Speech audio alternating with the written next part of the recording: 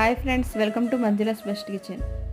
ముందుగా జార్ తీసుకొని 6 జీడిపప్పులు, 5 బాదం పప్పులు, 2 యాలకులు వేసుకొని మెత్తగా పౌడర్ చేసుకొని పక్కన పెట్టుకోవాలి.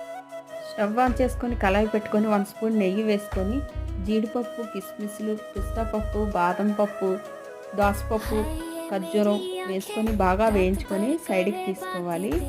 అదే కళాయిలో మరో స్పూన్ నెయ్యి వేసుకొని సన్నగా తరిగిన క్యారెట్ తురుము వేసుకొని పచ్చివాసన పోయేంత వరకు బాగా వేయించుకొని 3 కప్పులు పాలు వేసుకొని ఉడికించుకొని మిక్సీ పట్టుకున్న బాదం పప్పు, జీడిపప్పు పౌడర్ వేసుకొని తగినంత పంచదార వేసుకొని